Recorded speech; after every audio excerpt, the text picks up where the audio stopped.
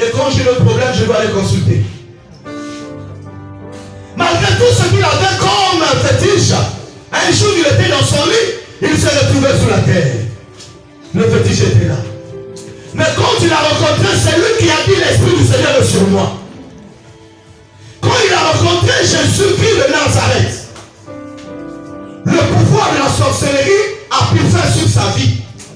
Et moi je crois que pendant cette activité, si ton corps peut désirer rencontrer Jésus, je dis que le pouvoir de la sorcellerie va s'arrêter. Le pouvoir de l'occultisme va s'arrêter. La loi qui devient sur toi va s'arrêter. Ah, est-ce que quelqu'un peut acclamer Jésus?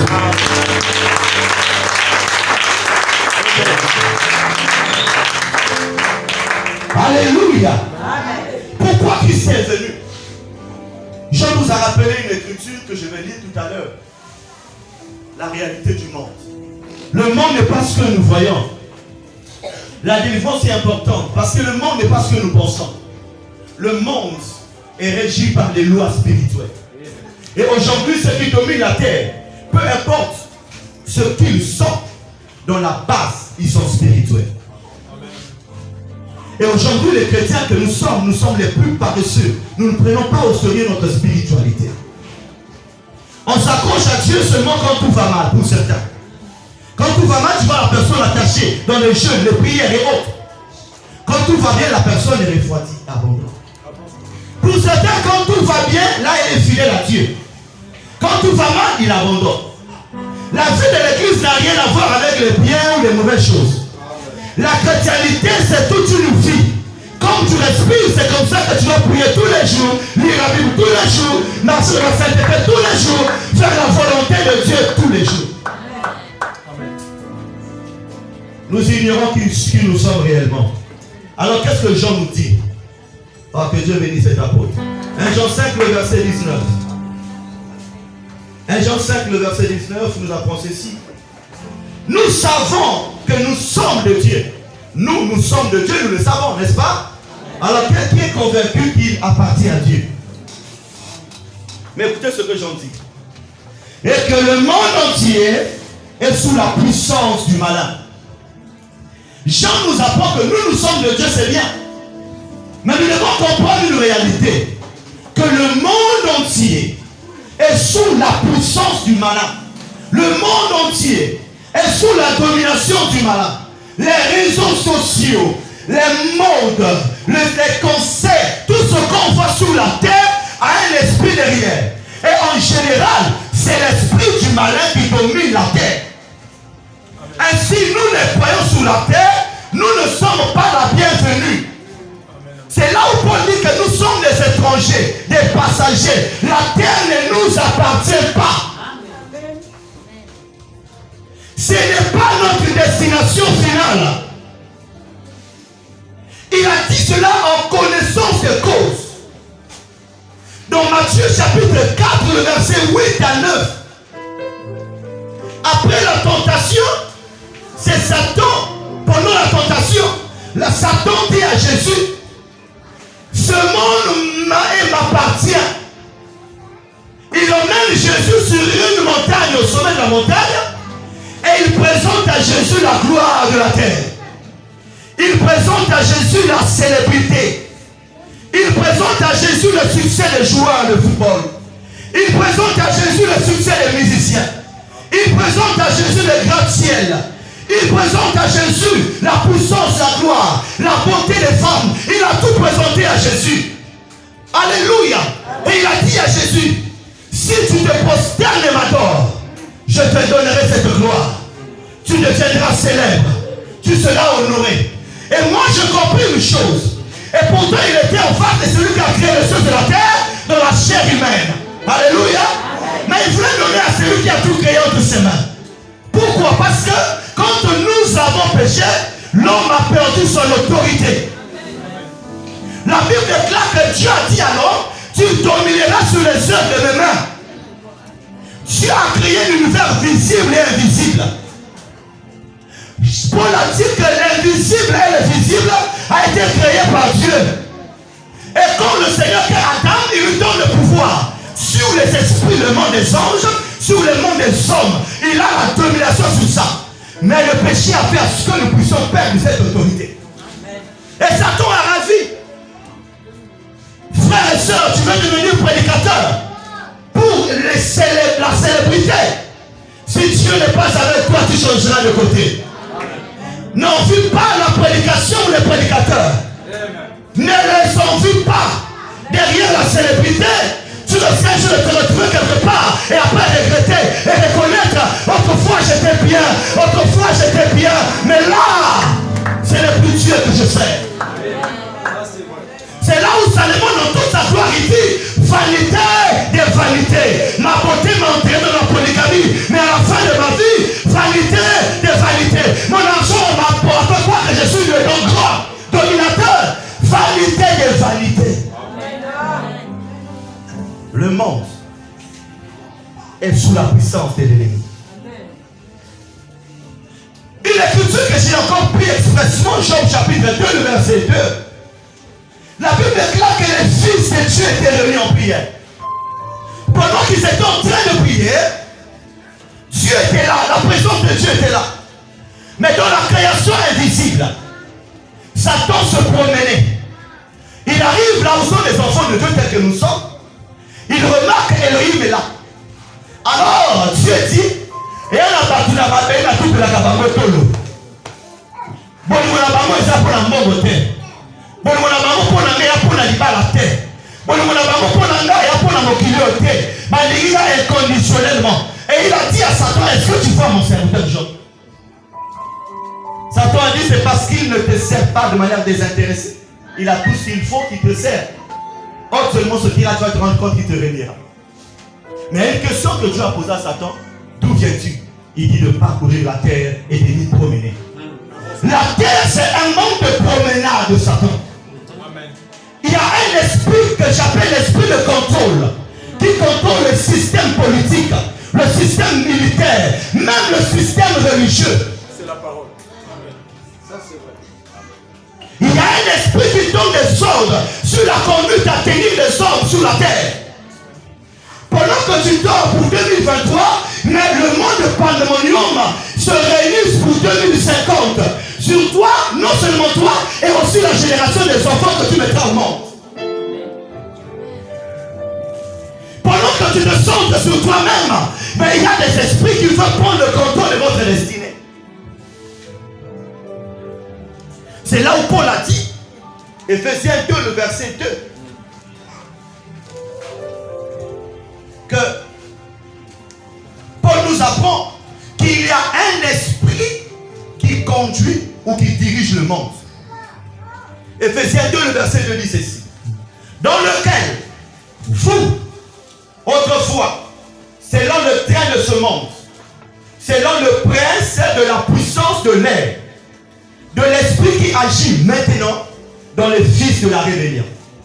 Ça veut tout simplement dire que la terre a un système contrôlé par des esprits. Et le premier jour que nous arrivons sur la terre, alléluia, le monde des esprits est conscient qu'il y a un homme qui est arrivé sur la terre. Quand Jésus était arrivé sur la terre, on a lu la destinée de Jésus par des étoiles. Et les mains sont allées adorer Jésus. Mais il y a de ceux qui venaient pour adorer. Mais le roi venait pour mettre fin à la vie de celui qui venait de naître pour le salut du monde. Alors Paul dit qu'il y a un esprit qui vient, qui conduit des hommes, qui influence des hommes, qui domine des hommes. Il dit autrefois, nous avons été emprisonnés, conduits, influencés, dominés par les esprits de l'air. Ce combat contre la délivrance des esprits, aucun prophète n'a su bâtir toutes les méthodes et les stratégies qu'il faut afin que les hommes soient délivrés. Il a envoyé Élie. Élie est arrivé mais il n'a pas compris la mission. Il fallait prendre Élisée. Élie prend mais le mal était toujours là. Les prophètes sont passés, la loi est là, les psaumes et autres. Mais l'homme était toujours sous le joug du péché. Il a fallu que le Dieu d'Ésaïe 61 prenne la décision pour dire, je vais descendre sur la terre afin de délivrer les hommes qui sont sous la domination de cette puissance, de l'esprit de l'air, que ces hommes ne subissent plus le coup ou la domination de ces forces. Naïmoko la Kiti n'a pas affronté Toumawan. Amen. Alors je crois de tout mon cœur, pendant cette activité spirituelle, l'esprit de la délivrance est là. Amen. Ah, je ne parle pas de la délivrance de Godfond de l'autre côté, mais je parle de celui qui peut te guérir sans huile de ta prière, sans jeter poudre à toi, mais seulement la parole, sa présence peut te guérir. Tu acclames que Dieu te délivre. Que l'Éternel te fasse bien.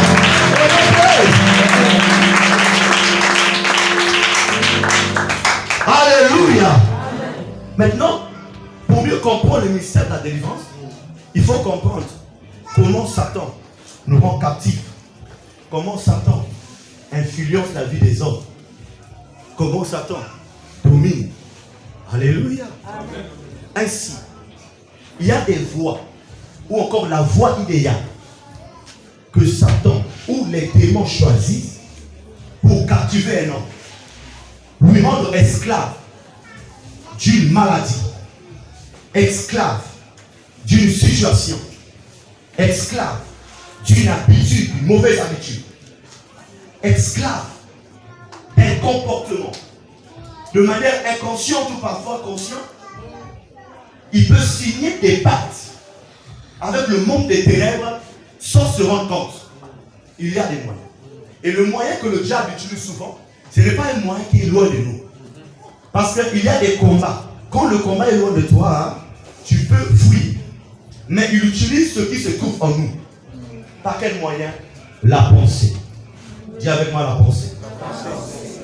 Lorsque la mauvaise pensée ou les mauvaises pensées ne sont pas rejetées, mais plutôt entretenues, elles entraînent beaucoup de choses.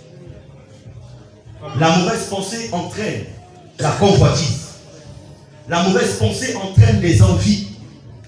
La mauvaise pensée entraîne les désirs impurs. La mauvaise pensée entraîne les rancunes. La rancune ne peut pas s'infiltrer dans le cœur sans pour autant qu'il y ait une mauvaise pensée. La mauvaise pensée entraîne les impudicités.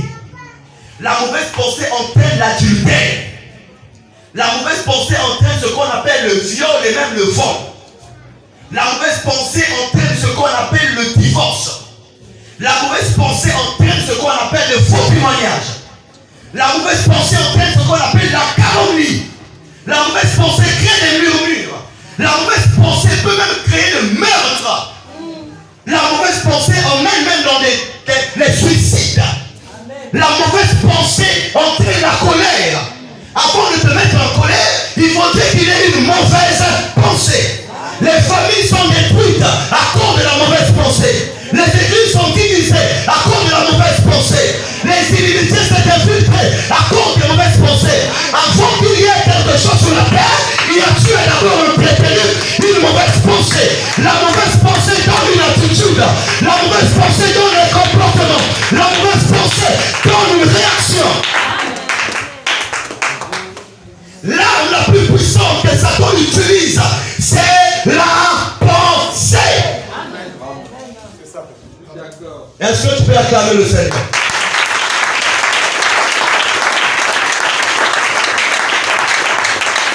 Ainsi, un véritable fils de Dieu qui a le Saint-Esprit doit travailler en prendre toutes ses pensées avant toute décision. Prends ta pensée avant toute décision. Emmène cela dans le scanner de la Bible. Lis, interprète la pensée dans les Écritures. Lorsque tu te rendras compte que ta pensée n'a rien à voir avec la parole, alors rejette cette pensée. Parce que qu'est-ce que cette pensée vient? Elle vient souvent en te présentant des avantages. Les avantages pour ton âme. Mais il ne te dira pas que ton esprit sera détruit bien après avoir entretenu la pensée qui te traverse maintenant. Ainsi, beaucoup d'hommes sont morts spirituellement. La conscience est morte. La conscience est morte. C'est ce qu'on appelle la mort spirituelle. Parce qu'ils n'ont pas su comment Tu penses que cette mauvaise pensée est pour ton avantage, mais au fond, ça va détruire tes relations, ça va détruire ton esprit. Mais la mauvaise pensée s'infiltre par 3 moyens. La première moyen, plutôt j'allais dire le premier moyen, c'est par la suggestion. Le diable entre dans ta pensée. Il te suggère des choses. C'est la suggestion, c'est une pensée proposée. Il ne t'oblige pas, mais il te propose cette pensée. Alléluia. Satan vient enlever la parole de Dieu. Prêcher. Il vient la déformer. Et on voit une forme de proposition dans ton cœur. En te présentant des avantages et pourtant clairs, qui va à l'encontre de ta foi, qui va un jour te coûter cher. Mais toi, tu valides cela. Alléluia. C'est quoi? Ça dit que c'est une forme de pensée. Tu penseras, dans ton fort intérieur, tu te diras, ce sont mes propres pensées. Mais en réalité, c'est une proposition. C'est ce qui s'est passé avec David. Dans le livre de 1 Chronique, je crois 21, la Bible déclare que Satan excita David pour faire le dénombrement. Le prophète dit à David, ne fais pas ça. David dit, je dois le faire. Ne fais pas ça. David dit, je dois le faire. L'homme selon le cœur de Dieu. Il pensait que c'était ça. Cette décision venait de lui-même. Alors que c'est Satan qui proposait les histoires dans sa pensée. Amen. Alléluia. Amen. Je dis à quelqu'un, toutes les pensées que tu entretiennes peuvent venir de quelque part. C'est vrai, nous pouvons être l'auteur de nos propres pensées. Le Saint-Esprit peut nous infiltrer les pensées. Mais sache-le aussi, il y a un monde que tu ne contrôles pas. Dans ce monde, on ne voit pas seulement ton corps, mais on voit ton âme, on voit ton esprit. Et ils peuvent te communiquer des histoires. Marc chapitre 8, le verset 33. La pensée qu'on propose vient sous une forme où tu penseras que c'est moi qui maîtrise tout. Je contrôle tout. Je connais tout. C'est une bonne décision. Vous allez voir après, quand les gens commettent des forfaits, à la fin ils disent, vous avez l'esprit Foulissamou. À la fin ils disent, je ne sais pas ce qui est arrivé, ce n'est pas moi. Vous allez remarquer que la personne va se mettre à pleurer comme jamais. Après, à commettre l'acte, à comment regretter. Et pourtant, par la question de la caméra, c'est toi qui es en train de commettre tel acte. Mais il se dit, ce n'est pas moi, je ne suis pas comme ça. Mais qu'est-ce qui s'est passé? Il y a eu une pensée proposée. Marc chapitre 8, 33. Il est écrit, mais Jésus se retourna et regardant ses disciples, reprit mon papier et dit, arrière de moi Satan, car tu conçois pas les bonnes pensées de Dieu. Tu n'as que les pensées humaines. Amen. Amen. Donc une pensée avait été proposée à bien. Alléluia. Amen. Jésus dit, ce n'est pas une bonne pensée. Arrière de moi. Alléluia. C'est possible. Ainsi, lève ta main droite, on va faire une prière. Dis avec moi, Seigneur Jésus-Christ, je déclare en ton nom que toute pensée proposée par le monde des ténèbres qui influençait ma destinée, qui influençait mes décisions, qui influençait mon entreprise, qui influençait mes actes, je déclare au nom de Jésus que toutes ces influences sortent de mon homme intérieur. Je refuse que mon âme soit contrôlée, que mon esprit soit contrôlé au nom de Jésus-Christ. Lève ta main droite. Toute pensée négative a eu à causer des effets dans ta vie. Seigneur Jésus-Christ, je déclare et j'annule toute conséquence causée, entraînée par des pensées proposées. Je détruis cela au nom de Jésus. Les conséquences de mes actes, de mes paroles, de ma conduite, j'annule cela au nom de Jésus. Et je déclare que les portes d'entrée soient fermées au nom d'elle. Au-delà de la première pensée, la deuxième façon, c'est par interférence. Il y a 3 manières. Première manière, c'est par une pensée proposée. La deuxième manière, c'est par des interférences. L'interférence, c'est une forme de pensée que Satan met dans notre homme intérieur pour s'aimer la confusion. Quelqu'un dirait, maman, je veux faire le bien, mais maman, je veux faire le mal. Tu as double décision dans ton intérieur. Tu reçois l'évangile de la sanctification. Tu dis amen à la parole. Je reçois la parole. Mais quand tu sors de l'église, Satan vient enlever cette pensée. Il sème le brouillard. Il sème l'interférence. Et il dit, c'est vrai, vivre la sanctification, c'est une bonne chose. Mais comment tu vas manger? Tu penses que si tu pêches maintenant, Dieu qui est amour, il ne prendra pas soin de toi? D'ailleurs, il va toujours te pardonner. La confusion entre dans ton esprit. Comme je peux faire n'importe quoi, Dieu me pardonnera toujours. C'est là où la Bible déclare qu'il y a des terres. Quand la parole est annoncée, quand on jette les grains, l'oiseau Satan vient avaler tout ce qu'elle a reçu. C'est-à-dire qu'elle sème la confusion. La parole, au lieu de te servir, tu commences à faire le contraire des Écritures. En sémant la distraction. Et tu as un esprit confus. Il peut passer par les conseils de gens. Il y a des gens, quand ils te conseillent, ils te portent des conseils. Alléluia. Frère, tout conseil n'est pas accepté. Il y a des gens, quand ils te disent des choses, ne dis pas que ça, dis non que ça le verra. Parce que je suis fils de Dieu. Ça va s'aimer l'interférence. Quelqu'un te dira, alléluia. Quelqu'un te dira, ta vie n'est plus la même. Mais dis à cette personne, elle vient te proposer. Mais toi, t'as tamouli. Mais toi, t'as le nom mentel. Mamie, qui a dit quoi, qui a famille, va soit depuis. Si un simné, ça, c'est le mensonge. La Bible déclare que c'est Dieu qui a institué le mariage. C'est une institution divine. Nazela qui s'y va consulter. Nazela qui se comporte. Et ça, loi. En général, te dire, tu vas devenir millionnaire sur la terre. Mais sois seulement escroc. Vous le et déjà. Deviennent des escrocs parce qu'ils veulent gagner. Ils sont dans l'hypocrisie parce qu'ils veulent gagner. Alléluia. L'interférence. L'interférence, c'est la confusion. C'est là où vous allez voir le frère, il est frère, mais avec un esprit de chauve-souris. C'est-à-dire que quand il se met à voler la nuit à une nez, quand il se met à rire, il boit. Il y a une boîte. Une double identité, c'est très dangereux. Que l'Éternel te délivre de cet esprit. Allez avec moi, je refuse une double identité.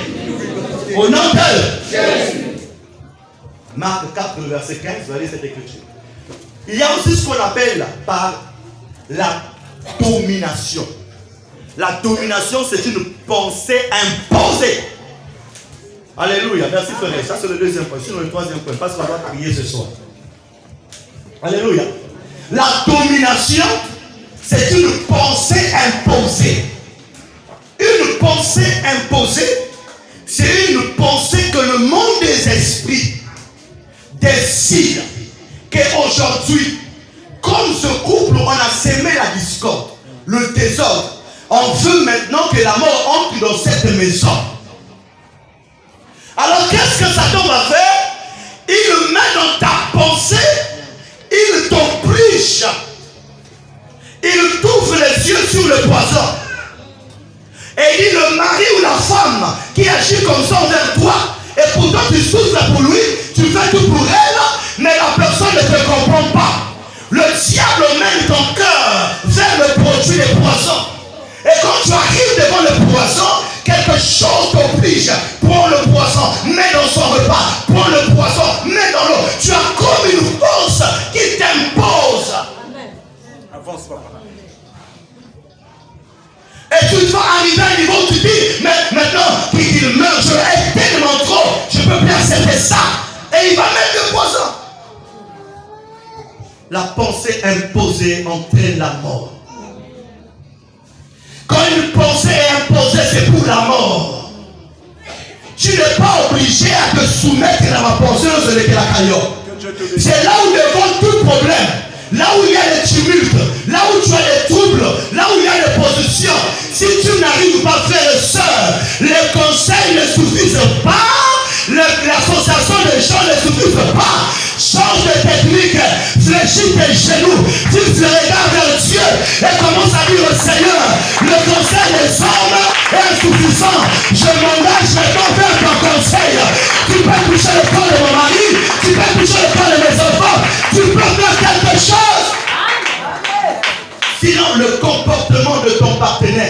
peut devenir une porte d'entrée pour t'imposer une pensée que tu vas regretter bien après.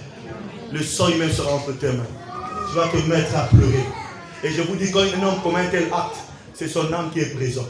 Partout on dira que c'est toi qui es fait cela. Et tu ne seras jamais en vain. Parce que tu n'es pas appelé à devenir assassin. Beaucoup de gens se sont retrouvés dans des conditions pécheresses parce qu'ils sont dominés. La pensée imposée, c'est comme un lien spirituel qui régit toute une famille. Un mauvais lien spirituel qui domine toutes les générations. Quand tu es né dans cette famille, là où les gens se prostituent, peu importe ta beauté, frère, l'esprit de la prostitution reviendra toujours dans l'esprit, même dans le foyer. Parce que ce sont des pensées imposées. Ce n'est pas établi par toi, mais il y a eu des gens, soi-disant spirituels, pour les intérêts spirituels. On sacrifie les générations. Et les esprits ont établi des liens spirituels.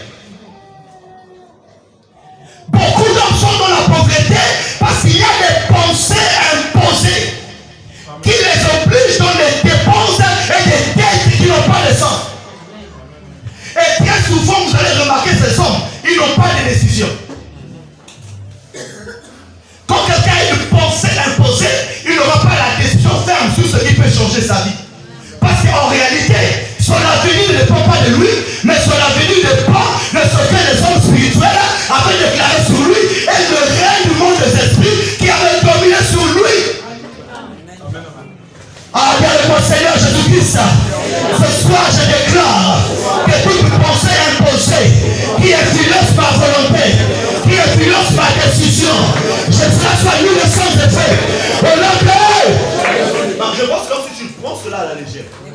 Mais on va aller plus loin. Un jour, quelqu'un m'a dit, un homme de Dieu, il m'a dit, pasteur, je ne comprends pas ce qui se passe dans ma vie. Je prêche la parole. Je fais beaucoup de choses. Chaque mois de juin, je suis faible, je tombe. Je ne comprends pas pourquoi ça m'arrive. Chaque période, juin, pendant que je veux faire des grandes choses dans ma vie, souvent je suis malade. Chaque mois de juin, il est dominé et influencé plus fort que nous. Mais après les séquences de prière, je suis venu comprendre quelque chose. Le monde des ténèbres travaille avec des saisons. Et chaque saison a une qualité d'esprit qui règne dans cette génération.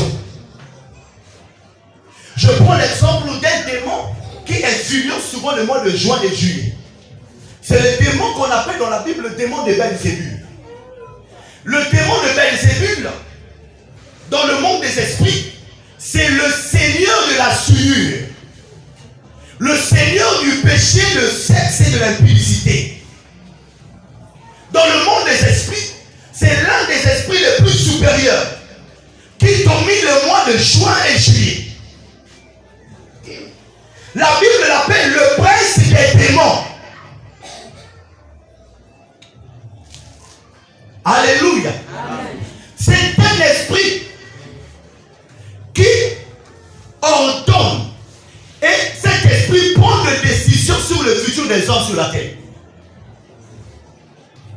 Il s'assemble dans un monde qu'on appelle le monde des ténèbres ou encore le monde de pandémonium. C'est le monde où les esprits se réunissent. Ils prennent des décisions dans les mois, les saisons. Et oublient des choses qui doivent arriver dans la vie des hommes. Alléluia. Et souvent cet esprit est caractérisé par l'hypocrisie. Une double nature. Alléluia. Caractérisé par une colère.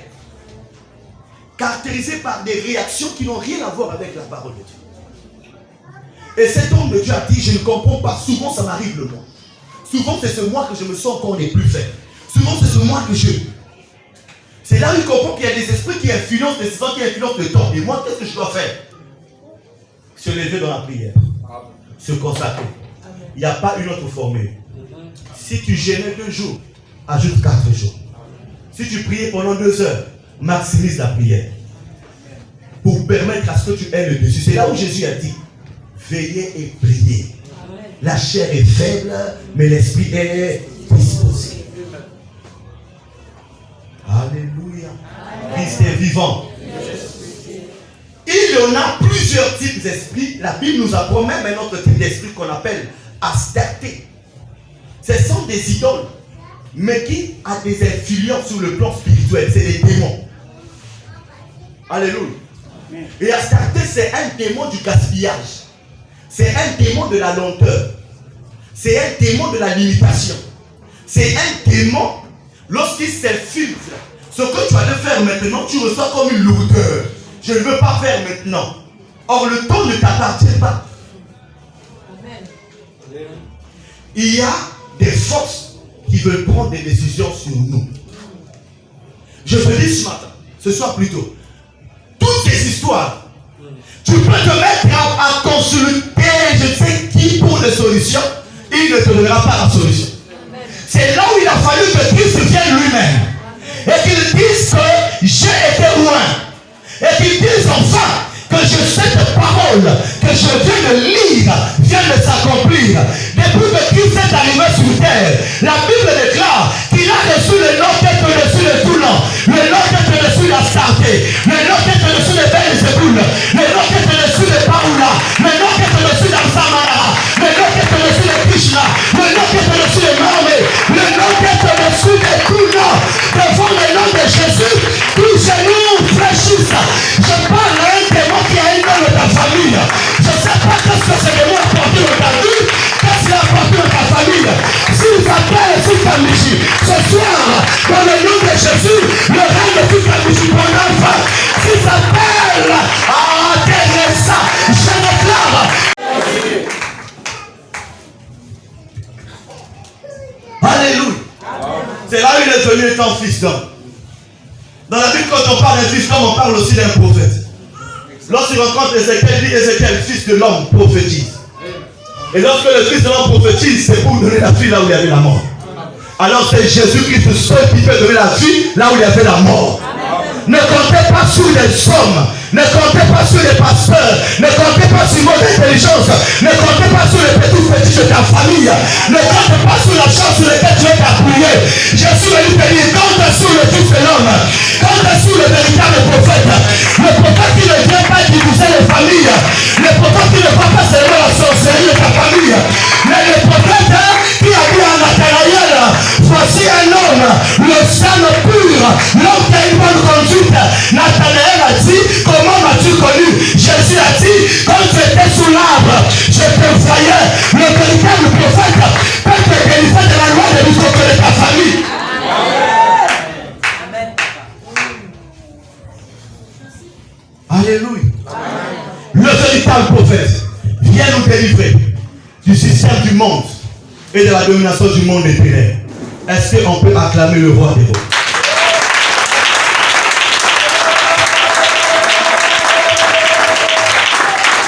Alléluia. Alors ce soir, l'Éternel dit, invoque-moi, je te répondrai. Je t'annoncerai les choses cachées. Le temps est arrivé où tu dois invoquer Dieu. Le temps est arrivé où tu ne dois plus compter sur ta beauté. Le temps est arrivé où tu ne dois plus compter sur tes relations. Le temps est arrivé où tu ne dois plus t'appuyer sur les hommes. Mais le temps est arrivé où tu dois invoquer Dieu. Si tu l'invoques, il te répondra. Alors si tu acclames que le monde des ténèbres bouge, si tu te tiens debout, que c'est tout. Alors que tu es debout. Alléluia, c'est tout. Gloire à toi. Gloire à toi, Jésus. Alléluia. Christ est vivant. On va faire un exercice. Alléluia. On fera une minute. Nous allons acclamer Jésus.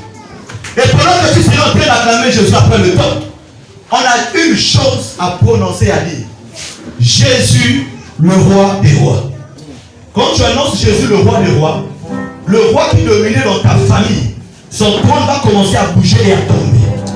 Même si vous avez été sous la domination des puissances, la proclamation que tu fais avec ton cœur, avec amour pour Dieu, les chaînes vont tomber, les prisons vont s'ouvrir, les barrières vont éclater.